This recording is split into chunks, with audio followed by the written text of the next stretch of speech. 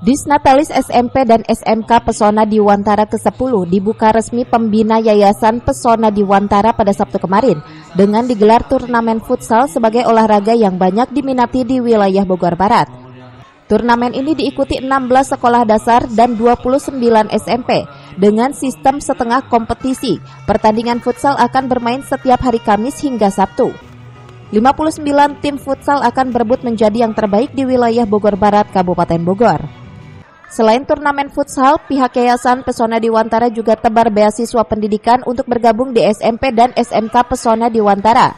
Diawali pertandingan ekspedisi para pelatih dan manajer setiap tim SD dan SMP.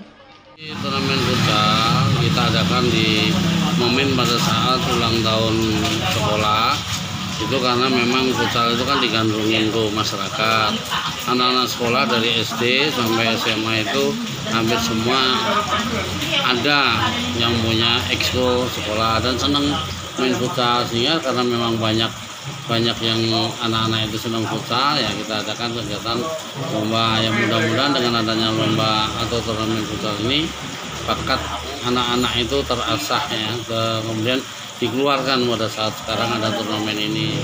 Bagi anak-anak yang sudah nanti kita kebetulan akan menurunkan tim pemantau dan tim pemandu bakat sekolah ini. Ketika anak-anak yang memang terjaring di tim pemandu dan pemantau ini, insya Allah akan kita undang orang tua sekolah, orang tua siswa ke sekolah supaya anak-anaknya ini bisa melanjutkan belajar di sekolah ini dengan beasiswa prestasi futsal. Beasiswa pendidikan telah menanti bagi pemain futsal yang timnya menjuarai turnamen futsal ke-10 ini. Selain piala tetap dan bergilir, uang pembinaan juga akan diberikan secara langsung. Minat olahraga futsal yang menggeliat di Bogor Barat rencananya akan digelar Liga Futsal setiap hari Sabtu.